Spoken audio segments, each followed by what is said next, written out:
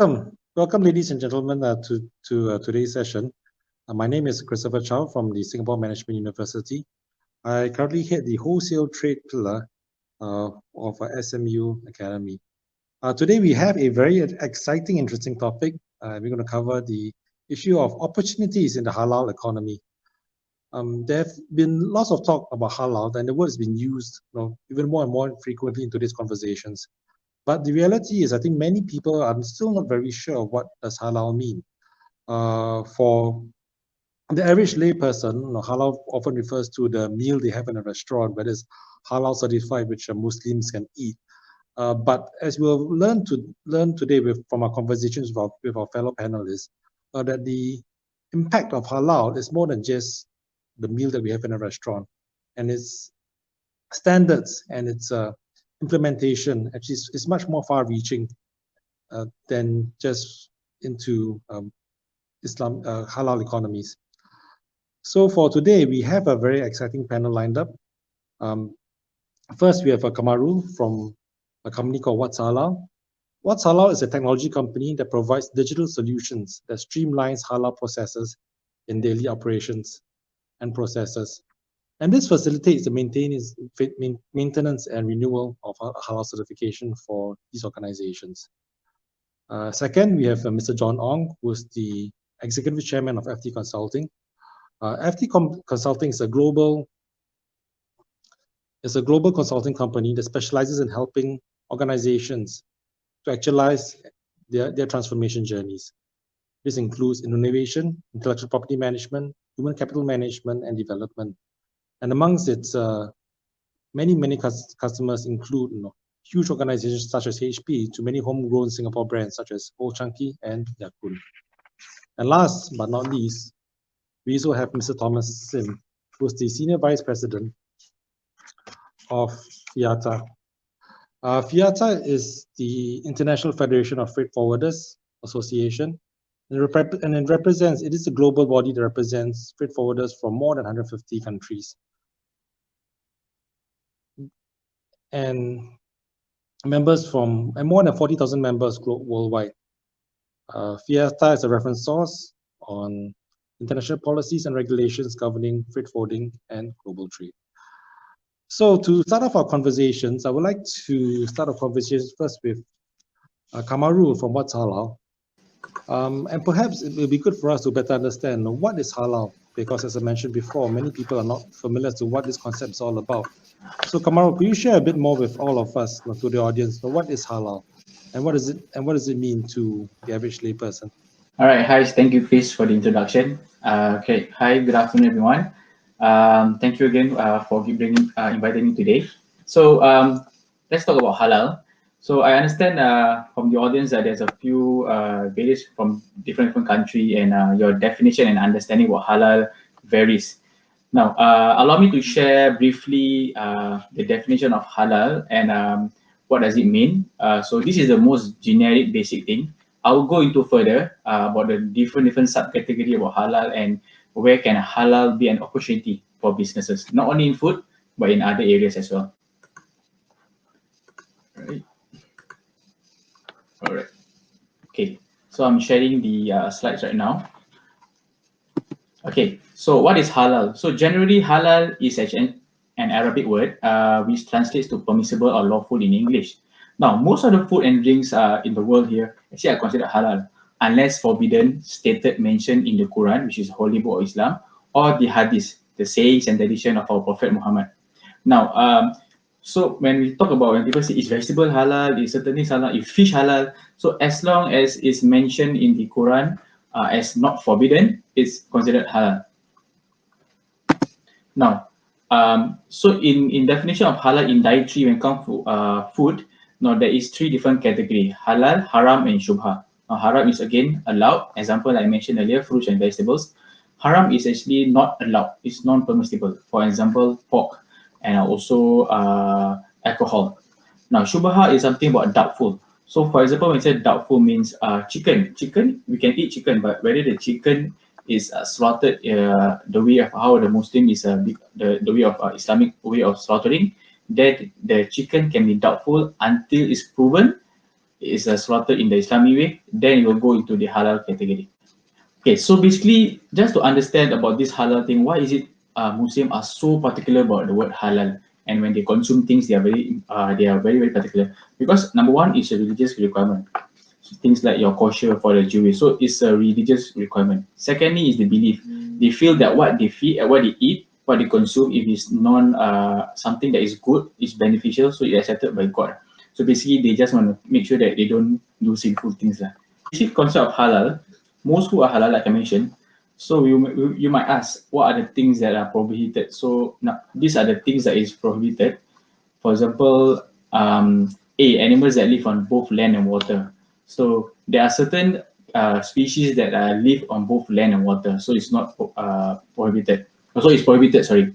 So secondly is bee, blood, and bird of prey with sharp claws, like your eagles and sea, carnivorous, like a tiger, lion. So animals that are carnivorous, they have sharp claws. So these are categories that are prohibited. So all these categories are actually mentioned in the Quran and also in the sayings. D, dead meat of carrion. I, intoxicants like your alcohol, okay? And S, swine, the pork. So these are the basic general when it comes about halal in terms of F&B. So when it comes about halal, there are internal and external factors. So when the raw materials, what is the processing flow? That's where what's halal come in, because we check not only from the source, which is a farm, but also how the process that they are being handled. Okay, when for example the whole cow is already slaughtered, but how is this process of cutting, packaging, logistics, and all the way reaching to you as a consumer. So the basic about halal, basically you can go into different part of the supply chain. So you can be doing logistic and you want to handle the halal logistic supply chain. So that also can be part of your opportunity. Later on, I will show you. External factors about halal is basically where you are. Basically, in country where is a Muslim is not a major majority or minority. So basically, the environment of people handling it, are they Muslims? Are they trained yet? So they may not be Muslim, but they can be trained or handling the food. So the operations, the equipment, all are being checked and make sure they do not cross contamination with the non-halal food. So certification is later on is just a way of different country have different certification. It's like something like ISO. I'm not touched on this, so just end here. This is the basic understanding about halal. So let's go back.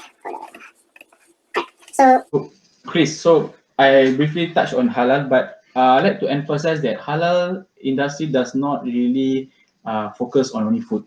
There are many other industries that you may consider. For example, halal technology, which is where we are. So things like have access to halal food eatery around your vicinity, or even halal finance. So basically, there are certain set of guidelines for ensuring that you're Sharia compliance when you're doing financing. So we call it halal financing or Sharia compliant financing.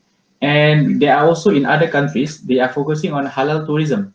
So where they know that the number of volume of Muslim travelers around the world are really a lot. So that's where they cater their hotels, their restaurant, and even their business. One good example is Japan, where they even convert one of their airport into halal certified. So because they were expecting a pool of people coming in for the Olympics. So basically, that is the kind of halal tourism they are looking into. So halal tourism. We also have halal cosmetics. So don't be constrict with only food, because when you talk about halal cosmetic, means the way the product is being manufactured, the content of it is all follow the, again, like I mentioned earlier, the prohibitants. So they do not have all these prohibitants, so they can label and brand themselves as halal cosmetics. So, but again, with all this halal cosmetic labeling, it also depends what kind of market that you're entering. Is it necessary? So if it's not, it's something that you might want to consider, because not only having a halal logo, you can enter that market. It really depends on the how much. I like to emphasize this. I just had a sharing session with the French Chamber of Commerce. So I told them about its halal influence. So when you look at the percentage of Muslim in that country, it may be very small. But then you realize, why is the government so pushing about halal? It's actually the halal influence. For example, in Singapore, our halal influence is so great, even our MUIS, which our Islamic Islamic Hub, as is our governing body that control the halal, they have a halal Twitter.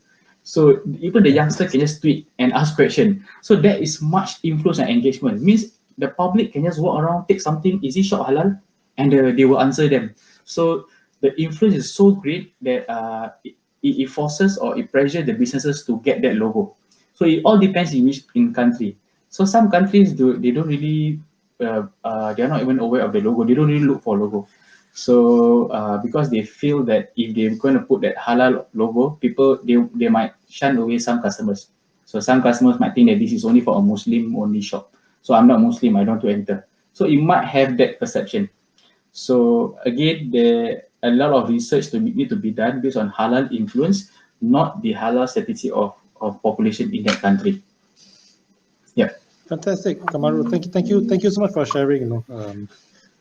Short but very concise explanation of what halal is all about. I just want to I have a follow-up question for you, because I think right now, of course, even in spite of COVID, right, the reality is that we are a connected world. Globalization, internationalization is something which is, I think any company which wants to not only survive but thrive have to embark on. You brought up a very interesting point earlier on, which when you said, but when you talked about halal standards, and that not all countries in the world actually share the same standards, which is interesting because, of course, the what I would call the source of these standards would be the Quran. But you mentioned that, that Singapore, what I inferred from you, Singapore may have a different standard from, let's say, Indonesia or Saudi Arabia.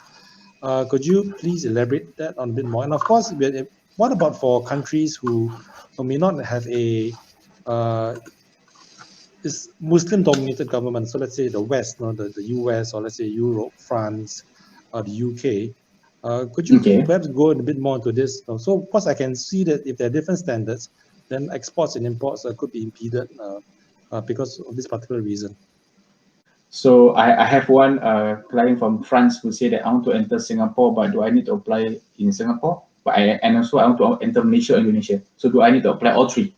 So basically, my advice is actually to look at what is your business plan, which country are you planning to go. If you are mentioning Malaysia, Indonesia, and Singapore, you can either one of these.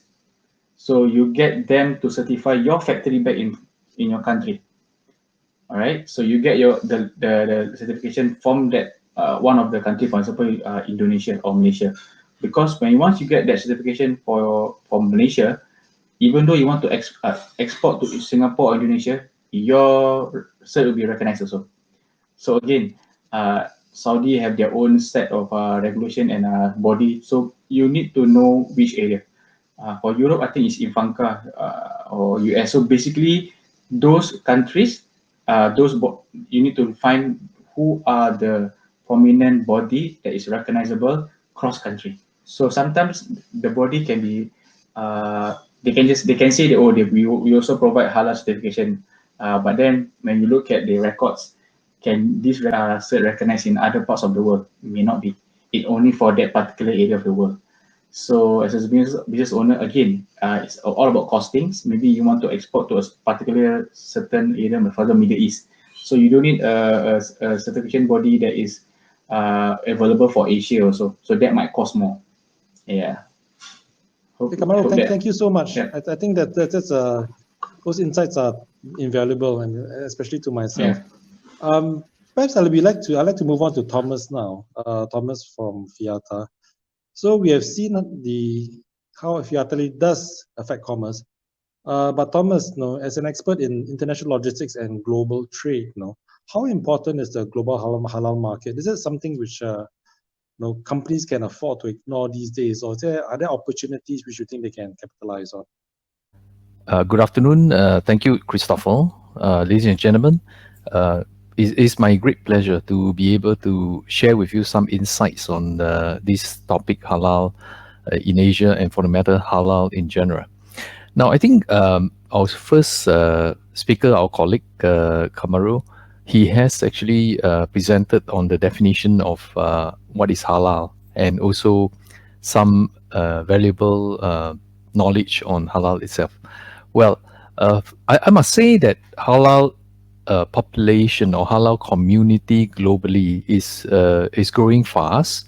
It's now reported over 1.8 billion in population. So that's a substantial numbers comparing to the over 7 billion people worldwide now. And because this is growing at a very fast rate, inevitably, the need for halal logistics is so important. So as what our speaker have mentioned, Kamaru, earlier, now halal extend beyond the food chain.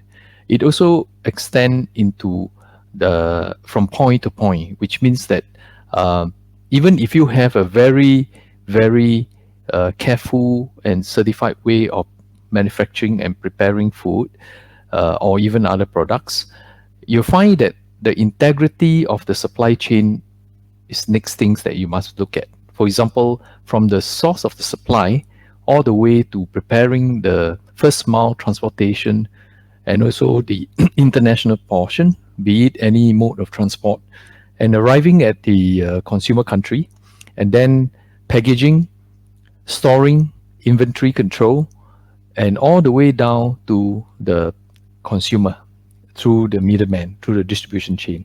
Now, the whole supply chain today we call the halal supply chain or halal logistics management, and it is so prevalent, so important. But therein it lies a lot of challenges. As in any other supply chain, for example, the safety security or even the food chain. Now, if the integrity of the any part of the chain is being compromised, then the halal concept is compromised. So this is where the logistics and supply chain comes in very importantly to bring the products from the point of production all the way to the point of consumption. And we are talking about cross-border, we're talking about international trade. This is indeed a rather complex one, as in any other supply chain. And also it entails a lot of careful preparation, a lot of conformance to international regulation. And also I think we heard some discussion on mutual recognition arrangement. Now, mutual recognition arrangement, of course, or agreement, of course, a very important way of doing things. But as we know, even up to today, as we speak, there is actually a big challenge or major challenge in terms of the disparate controls in terms of halal certification. While we have the MUIS in Singapore and maybe JAKIM in Malaysia or even in the Middle East with different bodies, not many of these certifying bodies or jurisdiction actually have similar exact standards.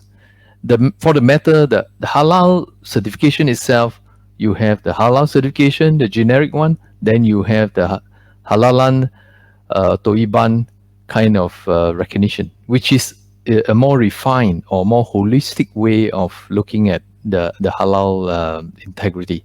For example, the food can be halal certified, but it is a junk food. Or for example, your chips. Now, so if you go into the halal toiban kind of certification, is different. You are looking at whether, okay, this is halal certified, but whether this is wholesome, whether this is really what is good for the body, for consumption. Yeah, so again, there's this disparate kind of recognition globally. So this is another challenge. Now, then we talk about, for example, the supply chain in general. We have the materials flow, information flow, which is a very big part of it, as well as the financial flow. Now, when we talk about information flow, today the challenges are aplenty and the opportunities also tremendous. If technology can be used to be implemented in the halal supply chain, for example, implementing sensors, IoTs into the whole chain, you can see that throughout the chain, the integrity of the halal supply chain can be maintained even better, because you can actually have the sensors to monitor the flow of the goods and products, track and trace from the source to the point of consumption. So again, this create a lot of opportunity for even information technology service providers and others. Even in storage, in inventory control of the halal items, or halal certified items. This can be also another area of opportunities for businesses because of the rule of segregation. Just like dangerous goods, the halal certified product must be segregated from the haram products. So this again create new opportunities, new challenges as well. So businesses who are looking into embarking themselves into this area of halal logistics, again, have to face the challenges, but it creates plenty of opportunities. Now, my exposures with the International Federation of the Freight Forwarding Association, which is the apex body for transport logistics in the world, in over 150 countries, the largest non-governmental organization in the field of transport. We have a lot of national bodies, association bodies, whom have members who are practicing halal logistics. And many of them starts with their home country, whom already have some sort of semi or established halal practices. Some are more than the other, as the first speakers mentioned. And also, we can see a lot of development in the area of the Central Asia, the CAREX region, the Central Asia Regional Economic Cooperation, which has about 16 countries. And many of these Central Asian countries are emerging economies. And many of them are Islamic countries, for example, like Kazakhstan, Uzbekistan, Tajikistan. Now, again, these are greenfield, these are blue ocean, where the Belt Road Initiative or the One Belt, One Road Initiative runs through. And it goes all the way westerly towards the area of West Asia, which a lot of them also Islamic countries, and also joining, of course, the Eastern Europe and then onto continental Europe. Even the non-Islamic countries are recognizing the importance of the halal market, because we must understand that halal certified food are also meant for consumption for non-Muslims. So it's available for everyone. And the fact that, with the certification, it is actually much acceptable. Yeah, because it is the way of life. Halal is a way of life. It's not just about food. It's about the way of life. It's about the department. It's about what you do, and so forth. Yeah, so in a nutshell, there's a lot of opportunities. However, a lot of challenges as well. And a lot of people in the ecosystem, the whole ecosystem of international trade, they will have to look at it. The stakeholders have plenty to play in time to come. But I see a huge potential as we go along. Yeah. All right, Thomas, thank you so very much for your insights. So we have seen, that halal does actually have an important role to play in global logistics, global trade, and global businesses itself. And I think what I gathered from your sharings is that the opportunities are going to continue to grow into the coming future. Perhaps if I can move over to John right now, John. So you are with an international consulting company. You've helped many small businesses, small brands go from just one shop to multiple shops locally and internationally as well. Perhaps if you could share some of your experiences, not only of yourself but for your companies, the impact of halal on their businesses. Thank you very much, Chris. Truly appreciate the two fellow speakers earlier on who have shared very insightful information about halal. Now, first of all, I'd like to say that my consulting area does not specifically cover matters such as halal certification. However, because many of my clients are in the food service, food, hospitality, retail space, I have really witnessed, sometimes in many ways, supported my clients in them moving from a non-halal to a halal concept or a halal business. I have seen how they have benefited. And today's topic, I would say, it's not just a day-to-day ordinary topic. I think we are talking about a mega trend that is very clear, that is very sure, all right, that will happen in the very near future to come. It's really all the rage in the world now, I would say, at least in Singapore. Just yesterday, I read an article about Buffet Town. It's a big buffet restaurant, multiple cuisine being served there. Have gone halal. And just 2 days ago, I was watching NHK World, And they had a special documentary on Japan going halal and talking about halal food as well as non-food accommodation related things as well. So it's really a very pertinent topic to many of us. Now, perhaps today I just want to talk a little bit about the food side, the food service side, as well as a little bit of leisure hospitality. Maybe I talk about leisure hospitality first. Earlier on, we had Thomas talking about 1.8 billion people being Muslim. Now that's today. By about 2060, which is 40 years from now, about a third of the world's population will be Muslim. Now, so the question is, can we afford not to do business? Or can we afford not to cater to such a significant proportion of the world's population who are Muslims? Even as of last year, Muslim tourism was worth 194 billion US dollars, and then for Muslims who wanted to travel, when they go online to search for accommodation, places of attraction, besides safety, besides some of the usual things that people look for in the kind of accommodation that they want to book, halal food being nearby, and also whether the hotel is at least Muslim friendly, become ranked quite highly in the search criteria or in the preferences of some of these potential travelers or leisure travelers. So a hotel could be as simple as just providing basic things like a listing of local mosques, halal certified restaurants nearby, provide prayer times on request, prayer mats.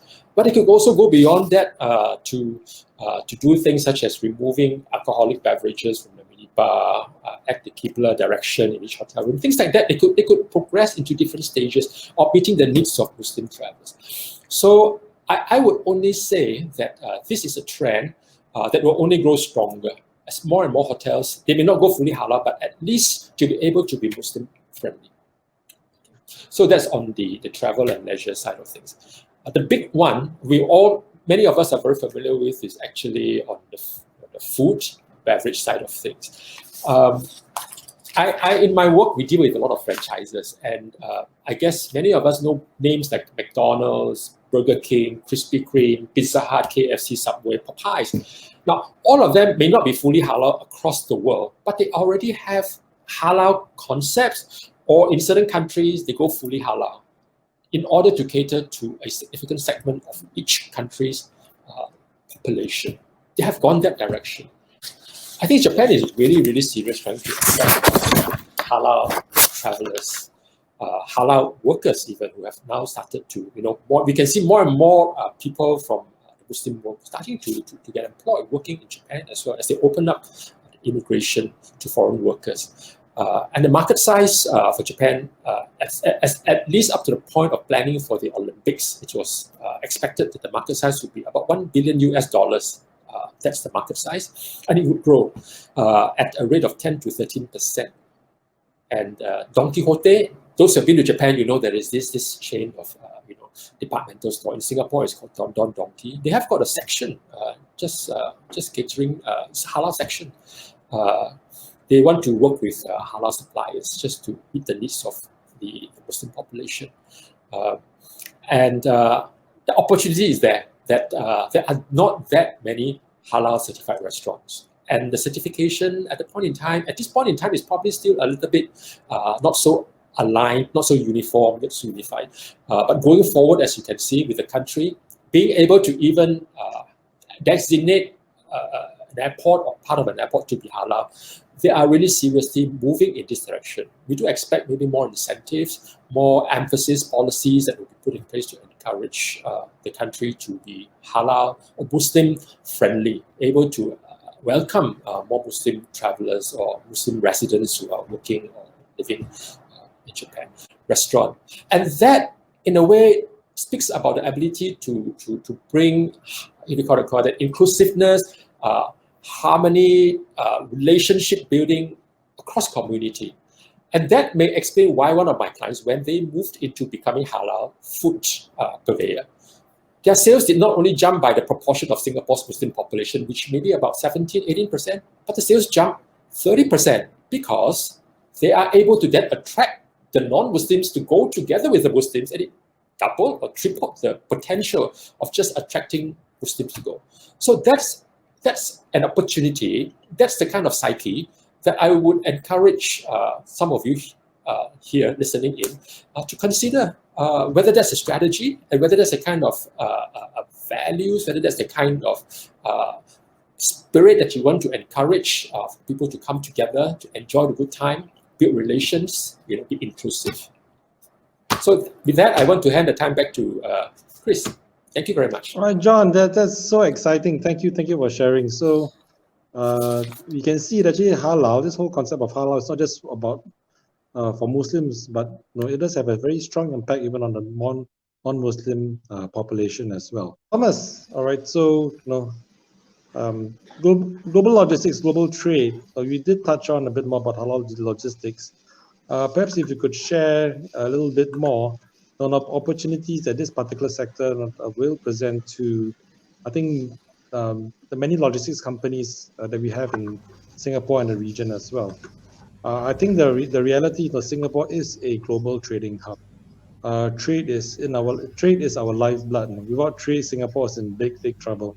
So first, you could share, how companies actually can tap on into this growing trend in the face of growing competition, growing challenges, COVID.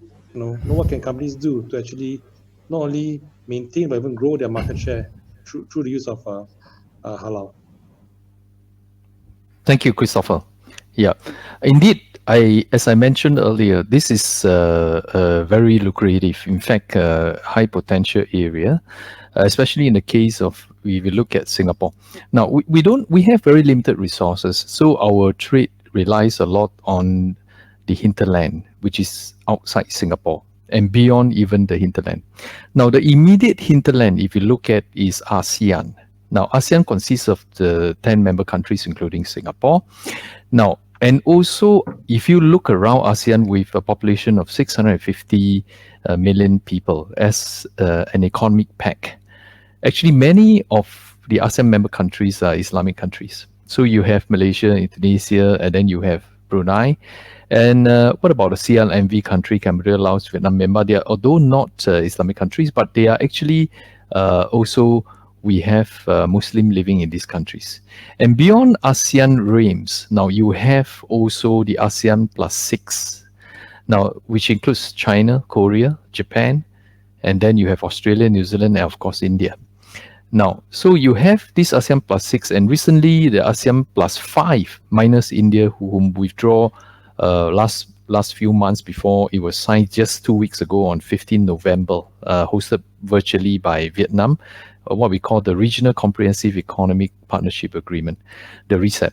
Now, when you look at such huge economy with the largest trade pact that's been signed, now look at the lucrative nature of embarking on specialized kind of business, specialized verticals like the halal logistics, so as in other verticals. But when you look at the halal logistics vertical, now this is indeed a very, very large potential. So when we look at the supply chain, in the realms of the supply chain, now when the business grow in this aspect with the population growing, the Muslim population growing, now this is the largest region that we are looking at. So logistics and supply chain is about an enabler towards towards the economic growth, and with acting as enabler, logistics companies, even traders, even importer-exporters, they are looking at new avenues, blue ocean. They are looking at greenfield projects, and there's tremendous opportunities in greenfield projects, for example, in ASEAN itself, as well as Central Asia region and the Belt Road Initiative. And this is where the business is. This is where halal logistics can be a very niche area where businesses should actually get themselves upskills on it and train the people, because another challenge is the lack of trained people that can handle halal products, halal logistics, halal supply chain. So this is another challenge. So those people, even in education field, is also another opportunity where they can actually come up to speed. Now, having said that, Malaysia prides itself or aspire itself to be the global hub for halal itself, and they have also developed quite a lot of certification processes, training, and also promoting awareness. So we heard of the International Halal Logistics and Supply Chain based in Malaysia. And because Malaysia is just up north from Singapore, again, Singapore can leverage on this much more developed kind of certification, as well as working closely on mutual recognition arrangements, even with Malaysia as well as the whole region. Yeah, so this will actually resolve the disparate nature of certification, of recognition, and awareness in the whole realms of halal logistics. Yeah. Right. Thomas, thank you so much. We're running a bit short of time, and I think this conversation will continue to no end, given the complexity of this matter. But perhaps before we end this session, I'd like to leave this open session to all the panelists. I'm sure many people who have actually gone through this session are excited about the whole halal, the opportunities that the halal economy presents to them. And I think Thomas, you brought up a very interesting point, upskilling. There are many people who have listened to this. They are keen to join in the bandwagon. And what are some practical steps that each of you think that these companies can take to embark on their halal journey? Perhaps, Kamaru, can I ask you to start off first, please? All right. So there are three things I think the takeaway that I think they need to look or consider when they want to embark in the halal industry. Now, the number one is learning the different market culture. So I think this is the most important, because even though to you're just entering a halal market in F&B restaurant, for example, but every market or every country has a different culture, how they perceive a particular product or food. For example, I was in Malaysia for the Mihas exhibition. So there's this country, I think from China, they have a halal sausage, but I think it looks so pink. I think the Malaysians thought it's pork. So the packaging, if I would have also thought it's pork, but this is a halal exhibition, so cannot be, right? So things like this, your packaging, your color, your branding. So different culture have different perception of certain things. So number one is culture. Number two is understand how the halal certification works for different region. So by understanding the different region, you can strategize your halal application to maximize the area of coverage for that particular region. So meaning, like I mentioned earlier, that one country is recognized in the neighboring country, so you can enter into the neighboring countries at one go. So the third one is focus less on the number of Muslims in a country, but study more on the halal influence of that country in terms of food, in terms of technology, in terms of tourism. So once you understand the halal influence and how much the government and also the society there embrace the halal economy, then you will have a better decision making. Yeah. Right. Thank you, Kamaru. John, perhaps you could share your thoughts, for companies interested into entering this sector. Yeah, I think it's about preparing the mindset. The first mindset is that if the business strategy is really to tap on the burgeoning, the very promising Muslim consumer market or the Muslim market, then the company needs to be prepared to invest not just time and finances, and also efforts to comply along the way. It's going to be a journey. So the commitment is important. Stay focused in that aspect. And the second thing I want to talk about is the branding part of it. Quite frequently, especially for food, halal food, people got the impression that because you have to forego something, therefore it's no longer what it's supposed to be. For example, you don't have pork bacon, you can only have turkey bacon in some of these fast food chain. I think it's a lot about branding. While something may have to give and take, but I think for brand owners or businesses that want to go into the halal path for their business concept, focus on the point I mentioned earlier. It's about how you can bring people together. In Singapore, we appreciate it very much because our different races, come together, different religion. We come together, we can enjoy a meal together, and that's exactly what you can do at McDonald's, right? Isn't it so? We can go with any of our Muslim friends, we can just order anything, and no issue. Versus some of the burger joints that is quite clearly they're not halal, and no matter what, we will not be able to bring our Muslim friends to eat and have good time together. So, food establishments, when they go that path, well, I think they need to really shout much strongly about this aspect, which is softer human aspect, and so that people don't focus on, they are now no longer serving pork bacon. So it's a branding and a communication issue that they should deal with, and I think it can be overcome. That's the mega trend, as I said. All right, John, thank you so much. And Thomas, if we hear from you as well on this particular Thank you, Chris. Thank you.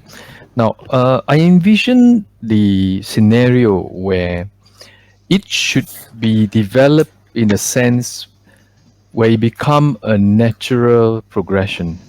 Well, today's market, looking at, for example, halal logistics as one in a very proactive manner. You look at one that requires just compliance. But now, if you look at it really in the long run, it shouldn't be one of a reactive, but more of a proactive stance. Yeah. And one where it becomes a second nature, like food safety. It is one more requirement that should be by default. It's not something that we need to add additional efforts or costs in the compliance part of it.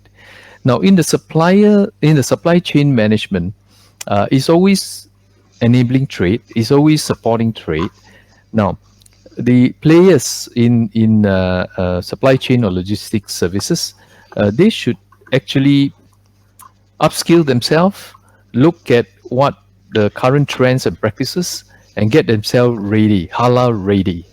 You may call it halal ready, so that when the time comes, you can actually proactively offer the services to importers, exporters, traders who are in this business, and get themselves ready from the square one, rather than to wait for it. Now, if they are not certified or they are not ready even or competent even to handle it, now they will not be able to participate in this kind of bid or tender. They are not able to enter or make market entry into countries which have products moving on the halal nature. And they should employ technology. They should look at new processes. They should look at new ways of handling things and make it a second nature, rather than one where they think, oh, this is additional time and effort to be put in. Yeah. So it starts with day one, where they need to make the important step to make it become natural or default. Okay, Thomas, thank you. Thank you for your sharing. So, gentlemen, I think we have reached the limits of our time for this conversation. On behalf of organizers and on behalf of myself as well, thank you for taking the time to share your very important thoughts on this subject, but on this particular subject matter. Truly, there are many opportunities for all businesses in the halal economy. But I think the message is loud and clear. We all businesses need to start looking into this seriously. I think the necessary steps, right, to explore how they can participate in this very exciting and attractive market. With that in mind, thank you, gentlemen, and we will end today's session. Thank you so much.